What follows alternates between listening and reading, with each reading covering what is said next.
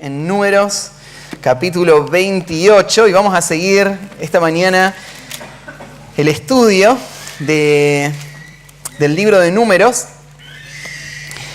En las últimas semanas estuvimos estudiando que el pueblo ahora está compuesto por una nueva generación muy distinta a la anterior. El grupo que salió de Egipto fue el que recibió la ley, el que llegó hasta el borde de la tierra prometida, pero por la incredulidad y la rebeldía no quisieron entrar. Y fueron los que tuvieron que vagar 38 años en el desierto hasta que murió toda la generación. Y los que están ahora son los hijos de esos hombres. Y en esos 38 años de dar vueltas y perder todos esos años sin rumbo en un desierto, fueron años que no fueron en vano. Porque aunque hubieron muchas cosas negativas, Dios usó esos años para disciplinar al pueblo de Israel. Esto lo vamos a estudiar en el libro de Deuteronomio. Cuando lleguemos ahí a las últimas exhortaciones de Moisés, vamos a ver que Dios dice que esos años fueron la disciplina de Dios. Y la disciplina no viene como revancha. La disciplina tiene un propósito y es obrar en el corazón del pueblo y traerles al lugar de la bendición de nuevo. Así funciona la disciplina de Dios y así funciona la disciplina, o debería funcionar la disciplina, en el hogar. Un papá no le pega a su hijo porque le dio bronca lo que el hijo hizo, o no debería ser. La disciplina es un acto de amor que tiene como fin restaurar a ese hijo al lugar de la bendición. El lugar de la bendición es el lugar de la obediencia. Fuera de la obediencia hay dolor, hay consecuencias, no va a haber bendición de Dios. Entonces es un acto de amor que lo restaura a ese lugar.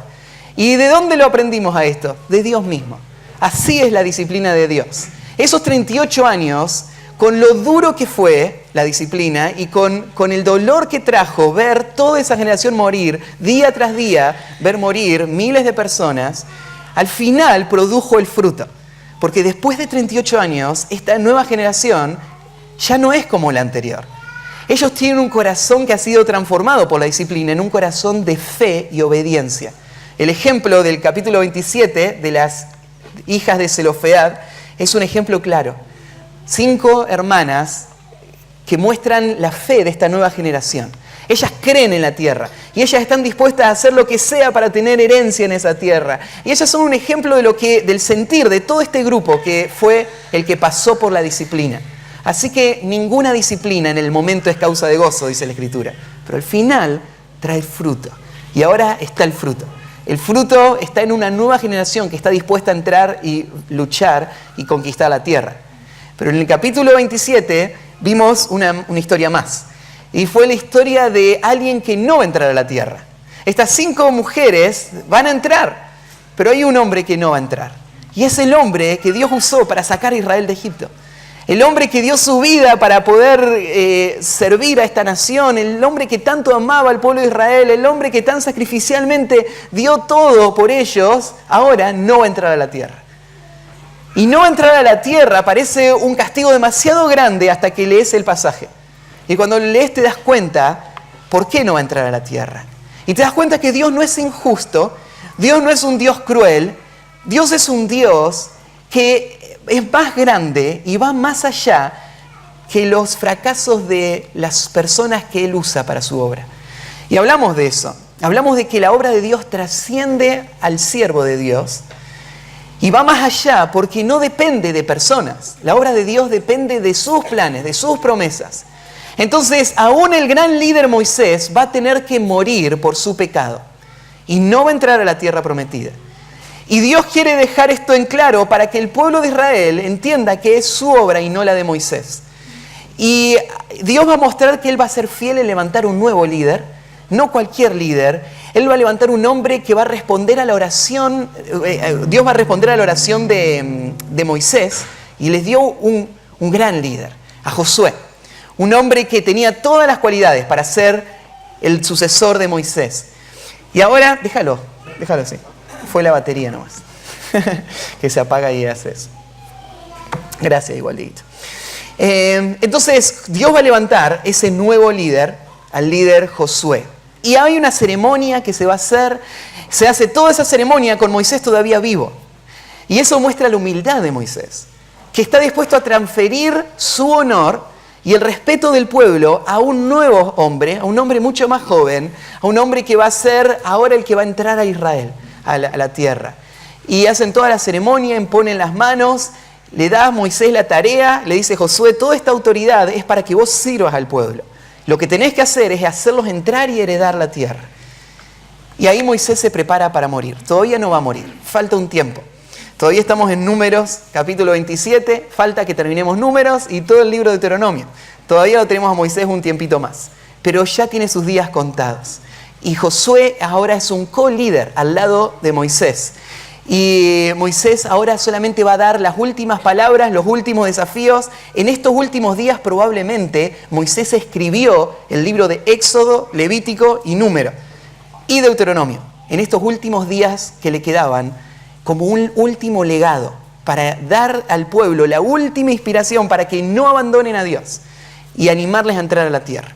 Así que el capítulo 27 terminó súper emocionante. Nos encantan las historias, a mí me gustan las historias, y estas historias son emocionantes de ver lo que está pasando con el pueblo. Así que cuando termina el capítulo 27, y ahora va a llegar el capítulo 28, no sé si ya lo chusmearon a ver de qué trata el 28, pero el 28 vuelve otra vez a las leyes. Y vos decís, otra vez, ya las estudiamos, a todas las leyes, 2 veces las estudiamos. En Éxodo, en Levítico, volvimos a estudiar todas las leyes de lo que había que hacer en cada una de las ceremonias, todo ya lo estudiamos. Julia, hay algo acoplando. ¿Lo escuchás? No sé qué será. ¿El retorno? Ahí está, buenísimo. Lo que Moisés va a hacer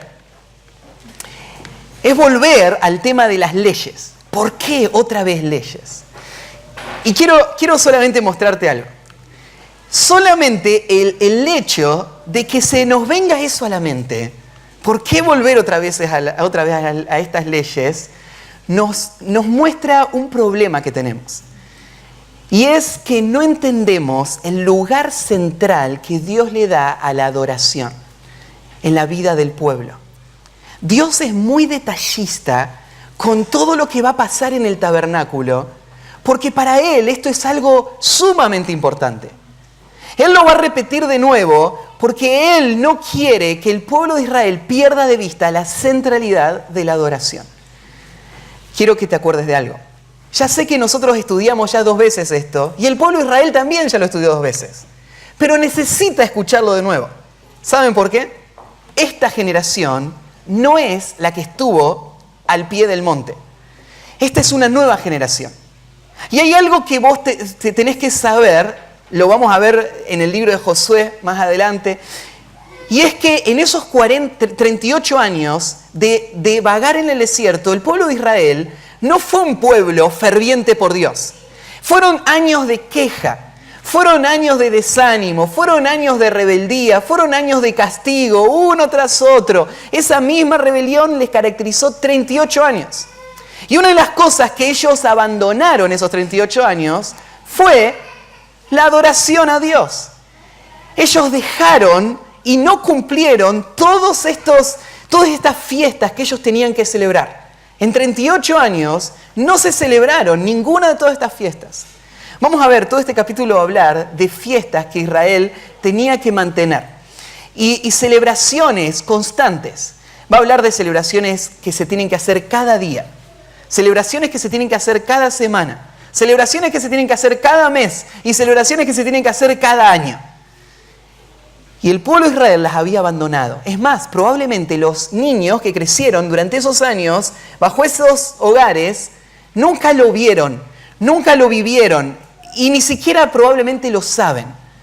Así que Moisés tiene que volver a repetírselos. Y tiene que traer de nuevo este tema de la adoración al centro de la vida del pueblo. Porque entrar a la tierra no es todo. La razón por la que van a la tierra es porque en la tierra ellos van a poder disfrutar de lo más precioso que tiene la tierra. No es la leche y la miel, no es los olivares, no son los frutos que van a salir. Lo más precioso que tiene la tierra de Canaán, a donde ellos van, es que ahí ellos van a disfrutar de la intimidad con Dios. Ellos van a vivir la adoración constante con un Dios que va a estar ahí presente en medio de ellos. Miren, antes de leer el pasaje de Números, déjenme leerles otro pasaje en el Nuevo Testamento. Dejen un dedito ahí y vengan a Apocalipsis, capítulo 2, porque quiero mostrarte que para vos este es un tema también que necesitas volver a recordar.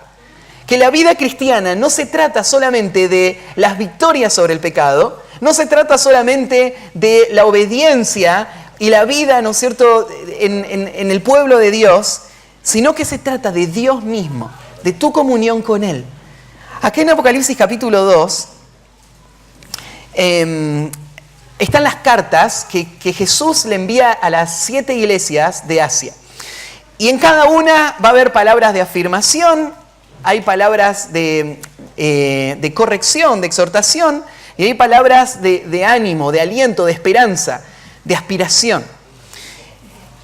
Al final de cada una de las cartas, Jesús le habla a las iglesias de que sean fieles porque hay una promesa que les espera.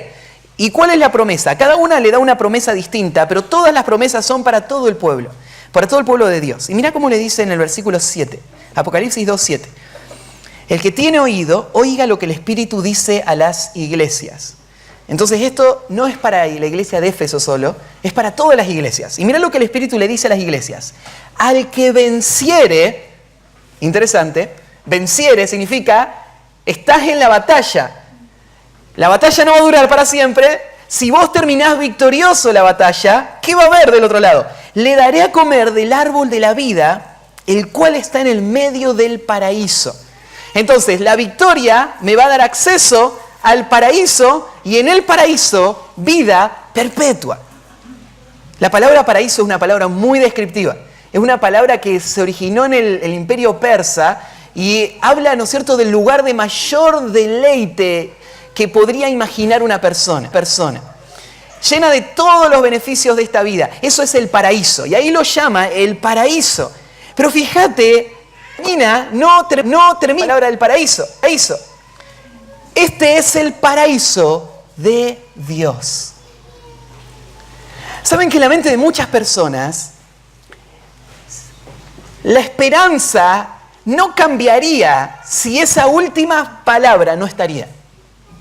Porque lo único que piensan en el futuro es en el cielo. Piensan en el gozo del cielo, en el deleite del cielo. Pero no piensan en lo que da valor y sentido al dueño del cielo, al eje, al centro del cielo. Es la persona de Dios. El cielo es el cielo por esto mismo, porque Dios está ahí. Si el cielo tuviese todas las características que la Biblia describe, si fuese un lugar de placer, de provisión, de abundancia, de amistades, de relaciones, y no estaría Dios ahí, ese lugar en realidad sería el infierno y no el cielo. Porque el cielo no lo hace todos estos elementos. Al cielo lo hace la persona de Dios, que es el bien máximo que el hombre tiene. Y eso es lo que la salvación trae al hombre. Lo que la salvación le da al hombre es, de nuevo, reconciliación con Dios. De nuevo, una vida enfocada en Dios, en su persona. Y esto es algo que es muy fácil de olvidar. Es muy fácil mantener la vida del pueblo de Dios y dejar de lado la adoración a Dios. Y por eso es que Dios vuelve a hablar de lo que debe caracterizar la vida del pueblo de Dios. Es la adoración. Vamos a leer el capítulo 28. Quiero pasar por todo el capítulo y que ustedes vean todo lo que va a decir en cuanto a la adoración y a través de este capítulo verle el sistema de ofrendas y sacrificios que Dios demanda. En realidad el capítulo 28 y 29 son una sola unidad. Deberíamos cubrirlo completo en esta reunión, si quisiéramos verlo en un solo tema. Pero no tenemos el tiempo ni quiero pasar por todos los detalles, porque ya estudiamos todas estas fiestas. Ya sabemos lo que significan y no hace falta volver a repetirlo. Pero lo que quiero es mostrarte por qué Dios lo vuelve a repetir y recordarte algunas cosas generales de la adoración a Dios. Así que solo vamos a leer el capítulo 28, lo vamos a leer completo y dice así, Números 28:1. Habló Jehová a Moisés diciendo, manda a los hijos de Israel y diles, mi ofrenda, mi pan con mis ofrendas encendidas en olor grato a mí, guardaréis ofreciéndolo a su tiempo. Y les dirás, esta es la ofrenda encendida que ofreceréis a Jehová. 2 corderos sin tacha de 1 año. Cada día será el holocausto continuo. 1 cordero ofrecerás por la mañana y el otro cordero ofrecerás a la caída de la tarde. Y la 10ª parte de 1 efa de flor de harina amasada con 1/4 de hin de aceite de oliva machacadas en ofrenda. El holocausto continuo que fue ordenado en el monte Sinaí para olor grato, ofrenda encendida a Jehová. Y su libación, la 4ª parte de 1 hin con cada cordero, derramarás libación de vino superior ante Jehová en el santuario. Y ofrecerás el 2º cordero a la caída de la tarde conforme a la ofrenda de la mañana y conforme a su libación ofrecerás ofrenda encendida en olor grato a Jehová. Mas el día de reposo, 2 corderos de 1 año sin defecto y 2 décimas de flor de harina amasada con aceite como ofrenda con su libación. Es el holocausto de cada día de reposo, además del holocausto continuo y su libación. Al comienzo de vuestros meses ofreceréis el holocausto a Jehová 2 becerros de la vacada, 1 carnero y 7 corderos de 1 año sin defecto. Y 3 décimas de flor de harina amasada con aceite como ofrenda con cada becerro. Y 2 décimas de flor de harina amasada con aceite como ofrenda con cada carnero. Y 1 décima de flor de harina amasada con aceite en ofrenda que se ofrecerá con cada cordero. Holocausto de olor grato, ofrenda encendida a Jehová. Y sus libaciones de vino, medio hin con cada becerro, y la 3ª parte de 1 hin con cada carnero, y la 4ª parte de 1 hin con cada cordero. Este es el holocausto de cada mes por todos los meses del año. Y 1 macho cabrío en expiación se ofrecerá a Jehová, además del holocausto continuo con su libación. Pero en el mes primero, a los 14 días del mes, será la Pascua de Jehová. Y a los 15 días de este mes, la fiesta solemne. Por 7 días se comerá panes sin levadura. El primer día será santa convocación, ninguna obra de siervos haréis. Y ofreceréis como ofrenda encendida en holocausto a Jehová 2 becerros de la vacada, y 1 carnero, y 7 corderos de 1 año. Serán sin defecto. Y su ofrenda de harina amasada con aceite, 3 décimas con cada becerro, y 2 décimas con cada carnero. Y con cada uno de los 7 corderos ofreceréis 1 décima. Y 1 macho cabrío por expiación para reconciliaros. Esto ofreceréis, además del holocausto de la mañana, que es el holocausto continuo. Conforme a esto ofreceréis cada uno de los 7 días, vianda y ofrenda encendida en olor grato a Jehová. Se ofrecerá además del holocausto continuo con su libación. Y el 7º día tendréis santa convocación, ninguna obra de siervos haréis. Además, el día de las primicias, cuando presentéis ofrenda nueva a Jehová en vuestras semanas, tendréis santa convocación, ninguna obra de siervo haréis. Y ofreceréis en holocausto a Jehová 2 becerros de la vacada, 1 carnero, 7 corderos de 1 año. Y la ofrenda de ellos, flor de harina amasada con aceites, 3 décimas con cada becerro, 2 décimas con cada carnero, y con cada uno de los 7 corderos, 1 décima. Y 1 macho cabrío para hacer expiación por vosotros. Los ofreceréis, además del holocausto continuo, con sus ofrendas y sus libaciones, serán sin defecto. Bueno, las fiestas las va a seguir nombrando hasta completar todas las fiestas anuales que nosotros ya estudiamos. Bueno, este tema de la adoración, sabemos que hay una distancia de lo que sucedía en ese momento a lo que sucede hoy. Pero es el tema central. Dios quiere que su pueblo piense sus pensamientos. Quiere que recuerde constantemente la obra de salvación que Él está haciendo con ellos. Él quiere que ellos recuerden lo que el pueblo merece y lo que Él les dio por medio de estos sacrificios. El perdón y la reconciliación. Él quiere que el pueblo sepa cuando entre a esa tierra, que esa tierra no la merecen como nación, que es solamente por los sacrificios, es solamente por la obra de salvación que Dios ha hecho, que les libra de sus pecados, para que ellos puedan entrar y heredar toda esa tierra. Y Dios quiere que el pueblo esté enfocado constantemente en el servicio a Él. Todo el tiempo el tabernáculo va a tener actividad que está enfocada en Dios y no en el pueblo. El pueblo tiene muchas tareas también que hacer para mantenerse funcionando como el pueblo. Pero Dios quiere que el pueblo se enfoque en Él. Y la adoración tiene que ver con estas dos cosas. Tiene que ver con pensar los pensamientos de Dios, que me lleven a valorar la obra de salvación de Dios. Y tiene que ver con responder en servicio sacrificial a Dios. Y estas son dos cosas que se van a ver en todo este capítulo. Y Dios se lo va a dar muy detallado para que ellos nunca pierdan esto de vista. Bueno, esto es la razón por la que Dios nos salvó y es el destino del pueblo de Dios hoy también. Nosotros fuimos salvados para adorar a Dios y la adoración va a ser la vida eterna. Esa es la definición de adoración. Me acuerdo cuando estábamos ahí recién cantando, Gustavo les hizo una reflexión, les dijo, un día vamos a cantarle a Dios por toda la eternidad. Y claro, eso es lo que sabemos que va a pasar, ¿no es cierto? Pero Gustavo hacía esa reflexión, espero que ese día sí lo disfrutes. Porque si la adoración no es una parte central de tu vida hoy, ¿cuál es la esperanza que te mueve hacia el futuro? Porque lo que hay allá es adoración. Lo que hay por toda la eternidad es una vida que está enfocada completamente en Dios. En sus mentes y en sus corazones, Dios y la gratitud a Dios es constante. Y en su vida y en su cuerpo y en su físico, el servicio a Dios es constante por toda la eternidad. Eso es lo que vos vas a hacer. Amar a Dios y servir a Dios toda la eternidad. Y eso es lo que Dios quiere que el pueblo sepa. Van a la tierra, pero en la tierra lo que van a hacer es sacrificios a Dios durante todas las generaciones que vengan por delante. Sacrificios diarios, sacrificios semanales, mensuales y anuales. Esa es la división de todo este capítulo. El capítulo está dividido en esas 4 partes. Va a describir cada uno de estos sacrificios. ¿Qué tienen que hacer cada día? ¿Qué tienen que hacer cada semana? ¿Qué tienen que hacer cada mes? ¿Y qué tienen que hacer cada año? Todo comienza con una introducción que quiero gastar un ratito ahí primero.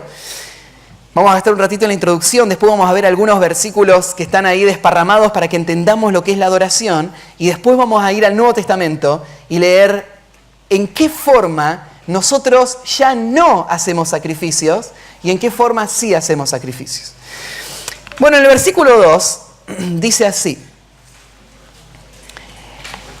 manda a los hijos de Israel y diles. Y esto quiero que te des cuenta que viene como un mandato de Dios. El mandato viene porque Dios ha diseñado en esta forma la relación con el pueblo de Israel. No hay otra forma. Por eso no hay una forma paralela de vida espiritual. La vida espiritual legítima, la que Dios diseñó, la única que va a traer todas las bendiciones de Dios, es esta vida que Él está explicando acá. Por eso esto no es una opción para el pueblo. No es que algunos pueden vivir su vida enfocada en Dios y otros pueden vivir una vida enfocada en sí mismos. En los dos, es la regla, es una orden que Dios da a todo el pueblo. Y este mandato a los hijos de Israel es mi ofrenda, mi pan con mis ofrendas encendidas en olor grato, a mí guardaréis ofreciéndolo a su tiempo. ¿Viste la palabra mí? ¿Cuántas veces aparece? La palabra mí la está enfatizando Dios acá, diciendo, esto es lo que me corresponde. Esto es lo que yo merezco. Él es el rey y Él es el Dios de esta nación. Él es la fuente de todo bien y Él es el que merece que este pueblo lo reconozca por medio de estos sacrificios. Así que Él no le está pidiendo nada que no sea suyo ya. No le está pidiendo nada extra, no le está forzando, ¿no es cierto?, con algo injusto. Él le está pidiendo lo que a Él le corresponde. Y el Dios que creó todo el universo, a Él le corresponde que nosotros le demos todo nuestro corazón, que le demos toda nuestra alma, mente y fuerzas, que Él sea el centro de todo. Esto no es algo extra, esto no es algo que hacemos como una muestra de favor o de gracia a Dios. Esto es algo que a Él le corresponde. Por eso, cuando nosotros no lo hacemos, cuando nosotros no le damos a Dios lo que Él merece, en realidad lo que sucede es que nosotros entramos en una deuda con Dios, porque no le estamos dando lo que Él merece. Entonces el énfasis, vos te das cuenta ahí, mi ofrenda, mi pan. Hay algo interesante, ¿no es cierto? Ahí Dios pidiéndole al pueblo que le den su pan y su ofrenda. Sabemos lo que el pueblo va a hacer es a dar estos sacrificios que los va a prender fuego en un altar. Y eso lo está dando a Dios. Cuando nosotros lo estudiamos, les conté que había diferentes clases de sacrificios. Había sacrificios que eran compartidos. Había sacrificios donde el pueblo agarraba partes del animal, los quemaba, y parte del animal se los quedaban y lo comían. Las partes del animal que ellos quemaban eran las mejores partes del animal. Eran las partes, ¿no es cierto?, más selectas. La razón era porque quemarlo no era destruirlo, sino que era dárselo a Dios. En la imagen que Dios está pintando es como que Él se lo está comiendo a eso que el pueblo le está dando. El fuego lo está consumiendo, pero la imagen es Dios lo está comiendo. Y por eso hay sacrificios que lo comen juntos. Hay una parte que come Dios y una parte que comemos nosotros, pero estamos comiendo juntos este mismo sacrificio. Hay otros sacrificios que son todos de Dios. Y este es el sacrificio del que va a hablar acá. Más adelante, en el versículo 3 lo va a mencionar. Las ofrendas, va a usar en el versículo 6 la palabra holocausto. Y la palabra holocausto son los sacrificios que se queman completamente. Así que el sacrificio del que Dios está hablando acá es un sacrificio que es para Él. Y por eso es que Él usa esta expresión. Y la imagen es esta, que Dios se come lo que el hombre le da. Ahora, vuelvo a repetir esto, aunque creo que ya no haría falta, pero lo vuelvo a repetir, porque es parte de esta historia. Dios no depende del hombre para alimentarse. Estos sacrificios que son su pan y su sacrificio que Él va a comer, no es lo que mantiene vivo a Dios. Dios no depende de la adoración del hombre para subsistir. Esto es exclusivo del Dios verdadero. Los dioses falsos sí son así. Por ejemplo, ¿qué pasaría si hoy en el mundo entero dejan todos de adorar al Gauchito Gil? Supone. Nadie más lo adora en ninguna parte de todo el mundo. Todo lo del Gauchito Gil desaparece, todas sus figuras, todas sus banderas, todo desaparece. ¿Qué pasa con el Gauchito Gil? Desaparece también, ¿no? Porque depende su figura, su imagen, su influencia de sus seguidores. No es así con Dios. Dios no depende de la adoración del mundo para subsistir. El mundo depende de Dios. Y la adoración es la forma en la que Dios bendice al mundo. Entonces, ¿por qué Dios demanda que le lleven esos sacrificios? Bueno, esto no tiene que ver con Dios. Esto tiene que ver con el hombre. Esto tiene que ver con el plan de salvación para el hombre. Dios quiere llevar al hombre a un punto donde el hombre se goce en Él, donde el hombre disfrute de Él, porque no hay nada más precioso que Dios. No hay ningún regalo más alto que Dios le puede dar al hombre que darse a sí mismo. Por eso Dios le demanda al hombre que se enfoque en Él, que le traiga estas ofrendas. Y esto es lo que Dios hace para traer esta gran bendición al hombre que va a disfrutar de esa relación con Él. Entonces lo llama, ¿no es cierto? Es mi pan, es mi sacrificio, pero en ese contexto, en esa forma. Y ellos deben guardarlo. Guardarlo significa protegerlo, defenderlo de la apatía. defenderlo del olvido, defenderlo de la negligencia, defenderlo de las ocupaciones, defenderlo de todo lo que va a atentar para que Israel no haga esto. Ellos lo deben guardar, lo deben proteger. Y así es la adoración, debe ser guardada. Y debe ser guardada para que sea hecha a su tiempo. A su tiempo. Y acá esa última frase es lo que da lugar a lo que va a explicar. ¿Cuál es el tiempo para adorar? Bueno, el tiempo para adorar es cada día. El tiempo para adorar es cada semana. El tiempo para adorar es cada mes. El tiempo para adorar es cada año. La imagen es de que es siempre el tiempo de adoración. La palabra continua aparece varias veces en todo el capítulo, explicándonos que adoración no es algo esporádico, es algo continuo. Y Dios se lo trae, ¿no es cierto?, esta imagen a su tiempo debe ser dada la adoración que a Él le corresponde. Algo interesante más que menciona ahí en el versículo 2, y es que sus ofrendas son ofrendas de olor grato. Olor grato. O sea, uno podría pensar, qué gustos raros tiene Dios, ¿no? A Dios le gusta el olor de un animal que se está quemando en un sacrificio, en un altar. Esto es algo raro. ¿Por qué le gustaría esto?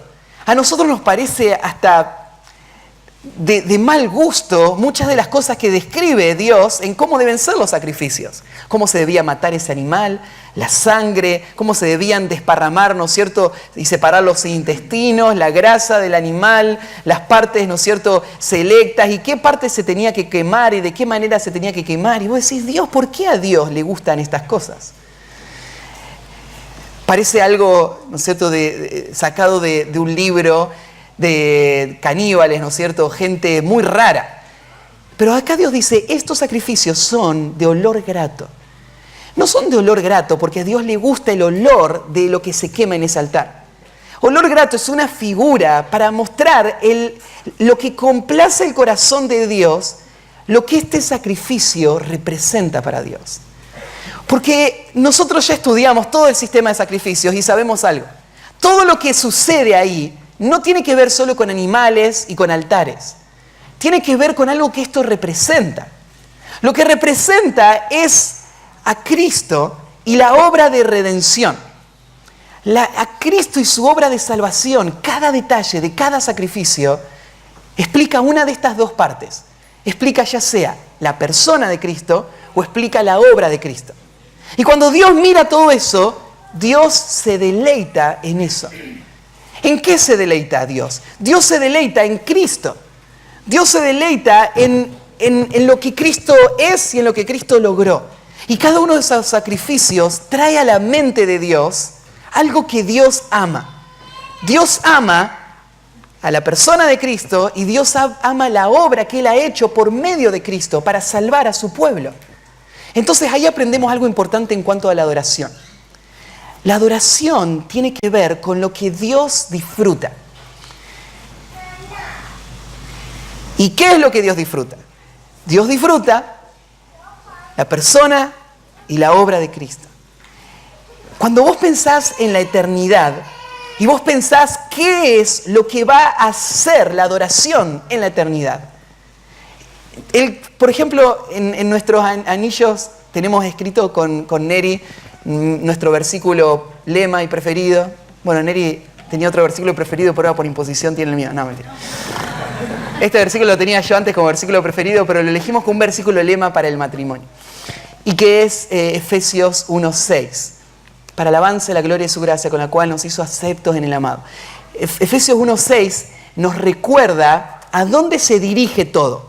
¿Para qué existe todo? ¿Para qué hacemos lo que hacemos? ¿Cuál es el fin de nuestra vida, de nuestro matrimonio? ¿Y qué esperamos que suceda? Y lo que dice es que a donde se dirige todo es que por toda la eternidad va a ser alabada la gracia de Dios.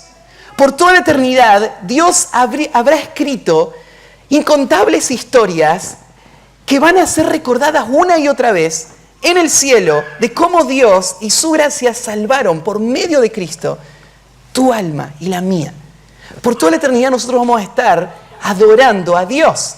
Y vamos a estar diciéndole a Dios, Dios, tú eres digno. Porque tú nos redimiste de toda lengua, tribu y nación. Dios, tú debes recibir nuestras coronas. Porque vos produjiste el querer como el hacer. Tú eres digno, tú lo hiciste en nosotros. Y Dios va a ser el centro de todo. Y vamos a decirle, Dios, una eternidad de servicio a ti no sería nada para recompensar todo lo que hemos recibido de ti. Vamos a servirte toda la eternidad con gozo. Tú eres nuestro mayor bien. Toda la eternidad lo que vamos a estar haciendo es pensando, diciendo y haciendo lo que Dios más disfruta. Lo que Él se deleita, el olor grato, Él lo va a recibir por toda la eternidad de parte nuestra. El pueblo de Israel lo hacía a través de esos sacrificios. Cada vez que hacía un sacrificio era grato a Dios, porque trae a la mente de Dios esta gran verdad de lo que Cristo es y lo que Cristo ha hecho. Entonces ellos debían ofrecer eso como olor grato cada día. Bueno, primero, les repaso solamente así a grandes rasgos esos 4 niveles o formas de adoración. El primero se refiere a las ofrendas diarias y empieza en el versículo 3 diciendo, y les dirás, esta es la ofrenda encendida que ofrecerás a Jehová. 2 corderos sin tacha de 1 año, cada día será el holocausto. La forma de adoración viene directamente de Dios. La adoración bíblica es la única forma de adoración legítima. La adoración está muy ligada a lo que Dios define como adoración. El hombre no tiene la libertad de hacer para adorar a Dios lo que quiere hacer. Lo que el hombre hace es recibe el mensaje de Dios y refleja lo que Dios dijo para el gozo de Él, en los términos de Él. Entonces, es indispensable para una adoración real que yo conozca la palabra de Dios para que pueda responder tal como Dios me demanda que yo responda. Y en esa forma, Dios se goza. Y esto es lo que el pueblo va a hacer. Moisés le va a dar las pautas y el pueblo tiene que obedecer las pautas. Adorar es hacer tal cual lo que Dios me dice que yo haga. Entonces la adoración es inseparable. Y esa adoración la llama acá, el versículo 3, el holocausto. Será el holocausto continuo. Yo expliqué algo en cuanto al holocausto. El holocausto es una forma de adoración, uno de los sacrificios que había. Había muchos, pero este tiene una característica. El holocausto se quemaba completamente en el altar. Es por eso que en otros pasajes se le llama ofrenda encendida. La ofrenda encendida es porque se quema toda. Había otras ofrendas que no se quemaban todas. ¿Se acuerdan que había ofrendas donde se quemaban algunas partes y otras partes se las quedaba el sacerdote? Hubo otras partes, la comía el pueblo en una comida de comunión. Pero esta ofrenda, el pueblo no recibe nada de eso. La idea que está dando, ¿no es cierto?, Dios en este capítulo donde está describiendo la adoración continua, es que la adoración continua tiene que ver con algo que no me beneficia a mí, sino por completo a Dios. Él es el fin de todo. Todo es encendido para Él. Vamos a estudiar después un poquito en el Nuevo Testamento qué nos dice, cómo adoramos nosotros de esa manera. Pero esta es la idea, ¿no es cierto? Deben ofrecer holocaustos de adoración continua a Dios. Todo para Él. O todo de Dios. Y ahí aparece la palabra continuo, como les decía, por primera vez en el capítulo. Y va a aparecer varias veces más en el resto del capítulo. Entonces, hay ofrendas que se tienen que hacer cada día. Cada día al comenzar y cada día al terminar. En una forma, lo que esta ofrenda está haciendo es poner un paréntesis a ese día y hacer que todo lo que en este día sucede está enfocado en Dios. Al comenzar el día, comienza diciendo y recordando la obra de redención de Dios por medio de ese sacrificio y esa consagración completa a Dios en ese sacrificio. Y al finalizar el día, lo que cierra es el día diciendo, Señor, este día lo hemos vivido por tu gracia y para tu gloria. Lo comenzamos y lo cerramos así. Es como ese paréntesis. Este día es para el Señor. Y la forma de hacerlo, bueno, tenían que ofrecer ese cordero. Y tenían que ofrecer junto con ese cordero una cantidad de harina y una cantidad de aceite y de vino. Entonces, el primer grupo de sacrificios tiene que ver con el sacrificio diario. En el versículo 9, ahora agrega, le voy a hacer un comentario más. Usa también la expresión ahí en el versículo 3, cuando habla de los 2 corderos, cada día será holocausto.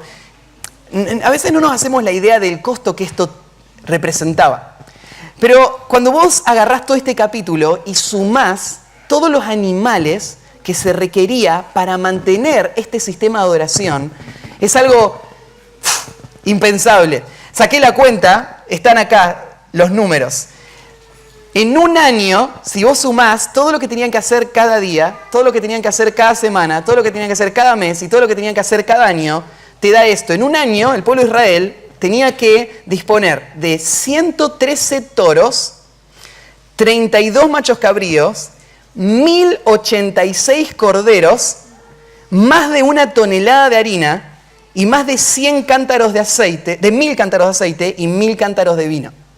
En un año todo esto se requería para poder mantener este sistema. Y acá viene otra cosa importante en cuanto a la adoración. La adoración siempre está relacionada bíblicamente a el sacrificio. La palabra sacrificio tiene varias connotaciones, pero hay algo valioso que es entregado, que tiene un precio, pero que es consagrado, dado para el gozo o el deleite de esta deidad. Los sacrificios son de muchas clases, pero todos tienen esta característica. El sacrificio cuesta algo. Y la adoración es eso. La adoración requiere sacrificio.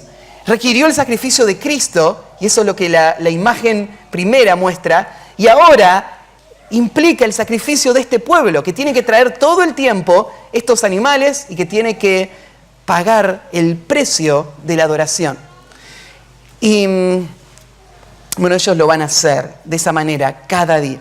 Después están las ofrendas semanales, y las ofrendas semanales no se hacían los domingos, se hacían los sábados. El versículo 9 dice, mas el día de reposo, 2 corderos de un año sin defecto y 2 décimas de flor de harina. Y ahí voy a explicar qué hay que hacer el día de reposo. En realidad el día de reposo, lo que van a hacer no reemplaza a las ofrendas diarias, sino que suma sobre la ofrenda diaria. La diaria es todos los días, sea el día que sea. Aunque toque ese día la fiesta, lo que sea, todos los días la diaria se hace. Además de la diaria, el día de reposo, hay una ofrenda más, la ofrenda especial del día de reposo. Y en esta ofrenda se describe de nuevo, tiene que ver con estos corderos y la harina y el aceite que se usaba como libación. Libación es una ofrenda líquida que se daba acompañando al sacrificio. Entonces, el sacrificio representaba la obra de Cristo, la libación representaba la gratitud del pueblo por permitirle a Dios hacer el sacrificio que representaba la obra de Cristo. Entonces, todos los sábados, el pueblo de Israel tenía sacrificios extras. ¿Y qué era el sábado? El sábado era un día apartado para Dios. Era el día que se frenaba la actividad para reposar. Reposar no en el sentido de que no hay ninguna actividad. Porque el día de reposo, vos te tenías que levantar, tenías que salir, tenías que comer, tenías que hacer cosas. Es más, Jesús dijo, si el día de sábado se te cae un animal, ¿no lo vas a levantar? Claro que sí. Si el día de reposo hay una persona enferma, ¿no la vas a curar? Claro que sí. El día de reposo se hacen tareas. Pero es un día donde las tareas no me mantienen en la ansiedad de tener que yo proteger mi vida, proveer para mi vida, sino que deja la vida en las manos de Dios. Por un día no trabajo y Dios me sostiene. Y entonces yo no me afano ese día, me deleito en el Dios bueno, que es el que me da todas las cosas. Y dedico ese día para adorar a Dios. Así que ese día hay más actividad en el tabernáculo. Hay que ir al tabernáculo, hay más sacrificios ahí en el tabernáculo. Y ese día es un día especial para el pueblo de Dios, donde ellos se enfocan en Dios y en los beneficios que Dios da. Entonces, había una actividad semanal. El sábado era un recordatorio del Dios fiel y el Dios proveedor. Y otra vez ellos tienen que venir con sacrificios extra. Después estaban los sacrificios mensuales.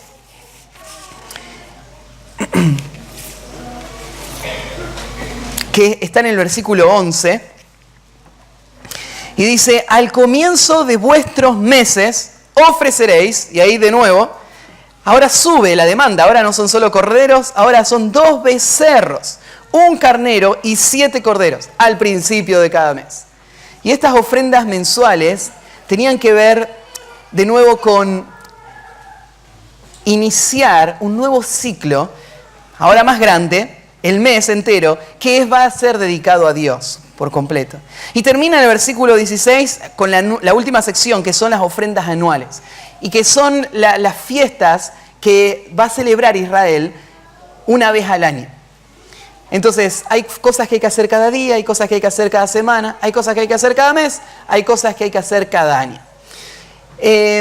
Algo que une a todo esto, ya sea lo de día, semana, mes o año, todo tiene el sentido de fiesta. Todos son formas en las que el pueblo va a celebrar la obra y la gracia de Dios y Dios va a sentir olor grato. Todo excepto uno, que va a aparecer en el próximo capítulo, que es el día de la expiación. El día de la expiación era el único día donde todo el pueblo tenía que lamentarse. Se tenían que lamentar porque el día de la expiación representaba el dolor de Dios frente a su Hijo morir. El día de la expiación tiene todos los elementos de la muerte de Cristo y Dios separó una de las fiestas para mostrar de que hay algo en lo que Dios no se deleita. Dios se deleita en la persona de Cristo y en el resultado de la obra de Cristo. Pero Dios no se deleita al ver el sufrimiento de Cristo. Al ver el sufrimiento de Cristo, Dios se entristece. Esa es la figura que Él representa con el día de la expiación y eso es lo que pasó en la historia. Cuando Cristo gritó, Dios mío, ¿por qué me has desamparado? El gozo del deleite de la persona y la obra de Cristo ahora tiene un nuevo ingrediente. Hay dolor y angustia y el Hijo, Dios el Hijo, está angustiado y Dios el Padre. Y por eso nosotros nos angustiamos también. Y por eso el pueblo de Israel tenía que una vez al año hacer una fiesta de dolor. Pero todas las demás tienen ese sentido de celebración. Esto es algo muy importante también para la adoración. La adoración no es una carga.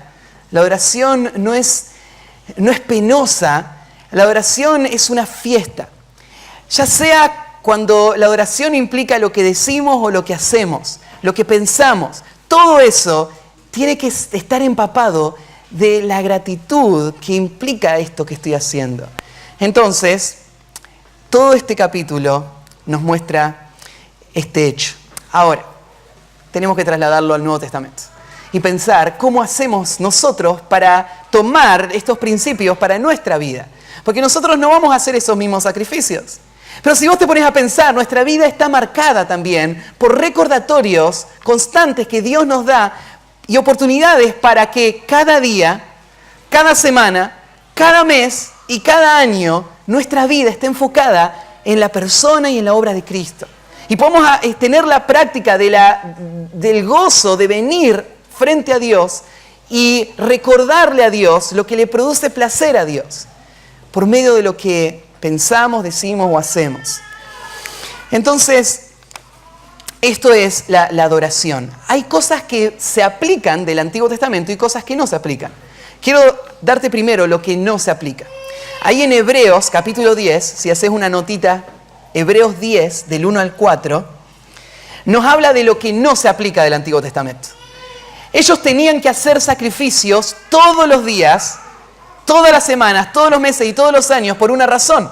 Aparte de para recordar, era porque esos sacrificios nunca podían cumplir la tarea. Esos sacrificios nunca podían limpiar los pecados. Nunca podían salvar a esas personas. Entonces todo el tiempo ellos estaban haciendo esos sacrificios. Es lo que dice Hebreos, ¿no? Porque la ley, teniendo la sombra de los bienes venideros, no la imagen misma de las cosas, nunca puede, por los mismos sacrificios que se ofrecen continuamente cada año, hacer perfectos a los que se acercan. De otra manera cesarían de ofrecerse, pues los que tributan este culto, limpios una vez, no tendrían ya más conciencia de pecado. Pero en estos sacrificios cada año se hace memoria de los pecados, porque la sangre de los toros y de los machos cabríos no pueden quitar el pecado. Entonces hay algo que no tenemos que hacer nosotros, ya no sacrificamos más animales. Te hiciste la pregunta, ¿por qué acá en la iglesia de San Justo no tenemos un altar donde sacrificamos animales? ¿Por qué no lo hacemos? El pueblo lo hacía. Bueno, porque nos verían muy raro, decís. Bueno, sí, nos verían muy raro, pero más allá de eso, no lo hacemos por una simple razón. Todo eso era sombra de lo verdadero. Lo verdadero fue el sacrificio de Cristo. Lo que tenemos ahora acá en la iglesia no es un altar donde mueren los animales. Lo que tenemos acá es constantemente el recordatorio de la persona de Cristo y la obra de Cristo, que es el cumplimiento de eso. Entonces, hay algo que ya no se hace. Ya no sacrificamos animales. Pero hay algo que sí se hace. Hay un principio que sí se trae desde aquella época a nuestra época. Nosotros debemos seguir adorando a Dios. Debemos hacerlo como ellos lo hicieron, de forma continua. Cada día, cada semana, de cada mes, de cada año, debemos adorar a Dios. ¿En qué forma adoramos a Dios? Bueno, acá hay un par de textos. Bueno, en 1 Pedro 2:5 dice, vosotros también, como piedras vivas, sed edificados como casa espiritual y sacerdocio santo para ofrecer sacrificios espirituales aceptables a Dios por medio de Jesucristo. 1 Pedro 2:5 dice ahí que nosotros ofrecemos sacrificios espirituales aceptables a Dios, o debemos hacerlo.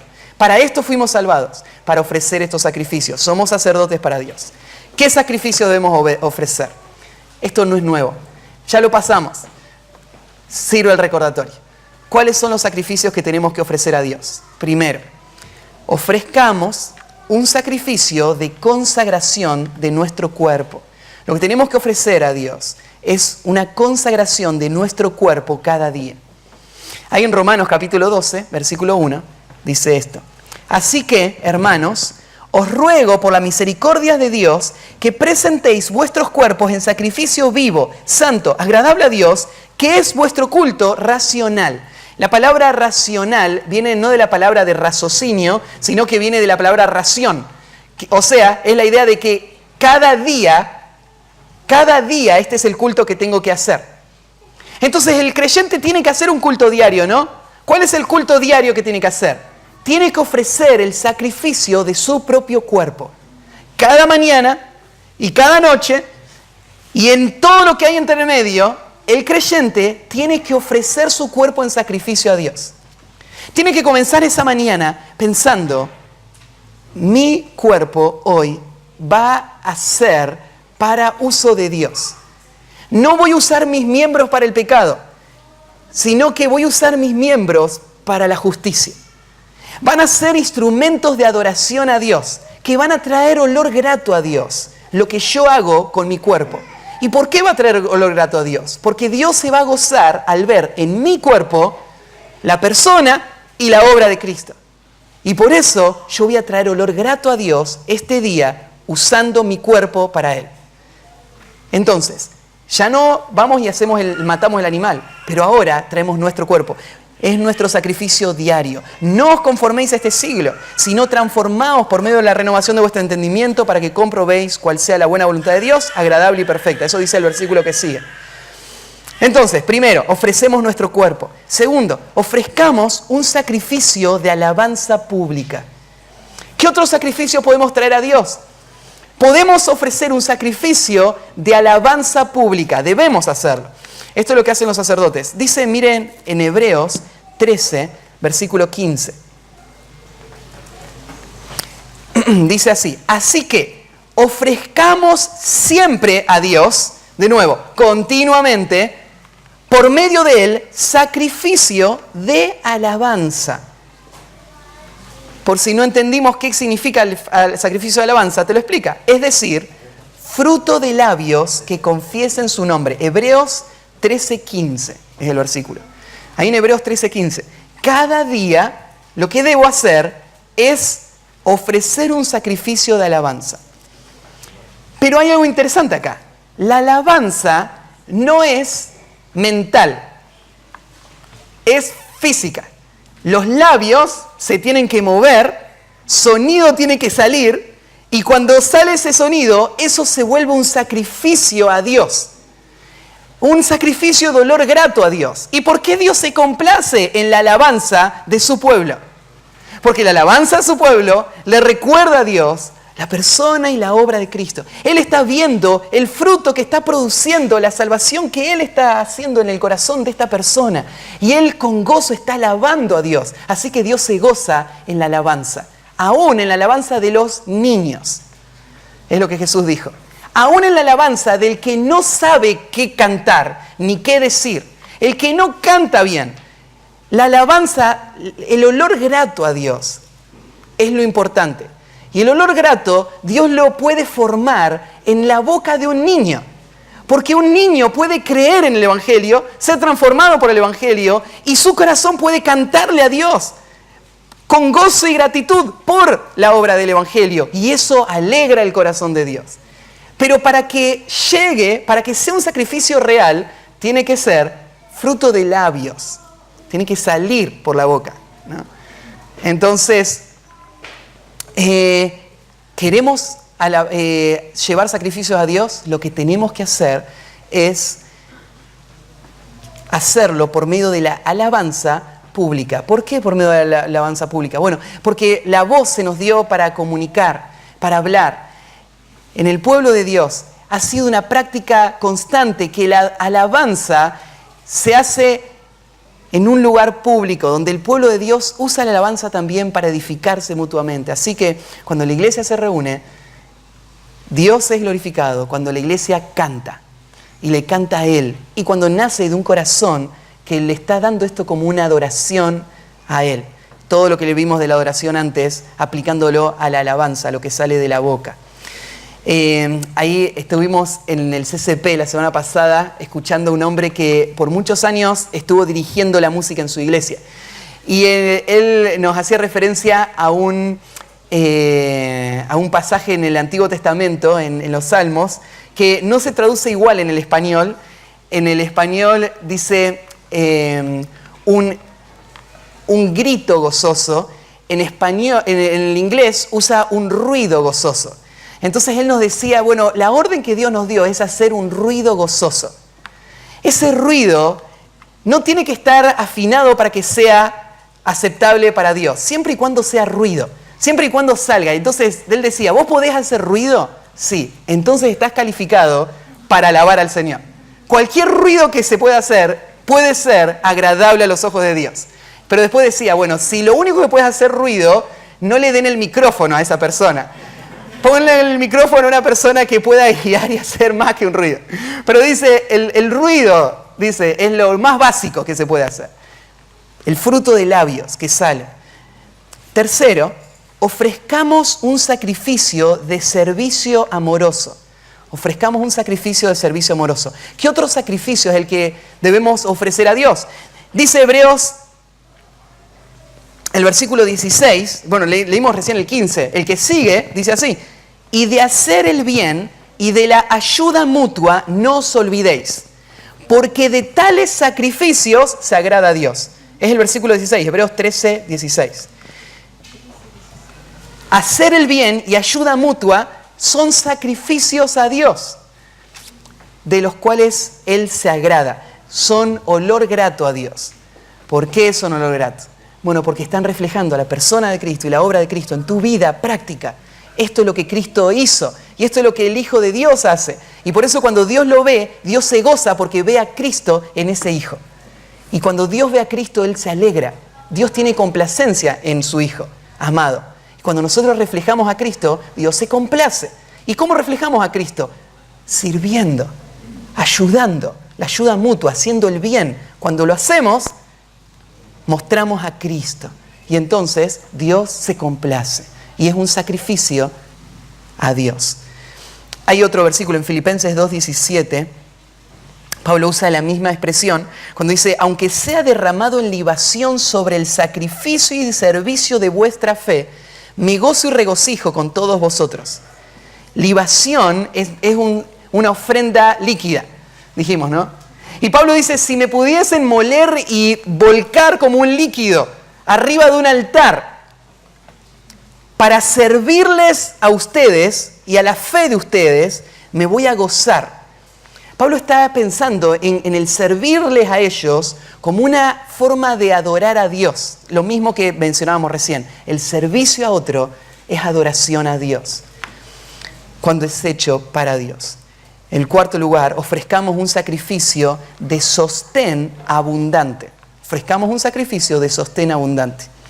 Aquí hay otra expresión, en Filipenses 4:18, Pablo dice así, pero todo lo he recibido, y acá el contexto es la ofrenda que los filipenses le mandaron a Pablo, y Pablo recibió la ofrenda y le manda una carta de gratitud y le dice, todo lo recibí y tengo abundancia, estoy lleno, habiendo recibido de Epafrodito lo que enviasteis. Y lo que envió la iglesia, dice Pablo, es olor fragante, sacrificio acepto, agradable a Dios. Cuando una iglesia junta los recursos y lo envía para el obrero que está haciendo la obra, que es lo que Pablo está describiendo acá, eso es un sacrificio que sube en olor fragante a Dios. De nuevo, ¿por qué? Porque así piensa Dios. Esos son los intereses de Dios. La obra de redención. Y eso es lo que llena de gozo su corazón. Y por eso el pueblo que siente lo que Dios siente, piensa lo que Dios piensa y hace lo que Dios hace, va a traer gozo a su corazón. Y eso va a ser adoración a Dios. Entonces, la palabra adoración se llena de todo este sentido, que tenía su forma estricta en el Antiguo Testamento y tiene sus formas en cómo funciona en nuestro tiempo. La adoración tiene que seguir las líneas que Dios le dio, porque Él decide qué es lo que le gusta a Él. Y lo que le gusta a Él es esto. Cuando hacemos esto, Él se deleita en nosotros y nosotros le llevamos gloria a Él y placer a Él. Y son sacrificios que Él recibe de parte nuestra. Esto tiene que ser nuestra vida. Nuestra vida fue salvada para eso. Ese va a ser nuestro futuro. Eso es lo que hay en la tierra prometida. Hay adoración constante por toda la eternidad. Ese es el gozo más grande del creyente, vivir para la gloria de Dios. Bueno, oramos. Terminamos. Padre, gracias por este capítulo que tú nos diste esta mañana para reflexionar. Un capítulo que vuelve a traer a nuestra mente de nuevo todo esto. Y, Señor, yo soy el primero que necesita que tú refresques esto. Porque el servicio aún a ti puede perder el sentido de adoración. Podemos, Señor, volvernos a la rutina, podemos perder tan fácilmente que tú seas el que recibe y que todo lo que hagamos lo hagamos pensando en ti. Ayúdanos a guardar, como decía el pasaje, proteger, defender lo que es tan valioso. Y pensando el pueblo en esa tierra prometida, debían recordar la centralidad de la adoración. Y pensando nosotros en todo lo que tú tienes para nosotros, todas tus promesas, debemos recordar hoy también la centralidad de la adoración. Ayúdanos a hacerlo y a vivirlo. En nombre de Cristo Jesús. Amén.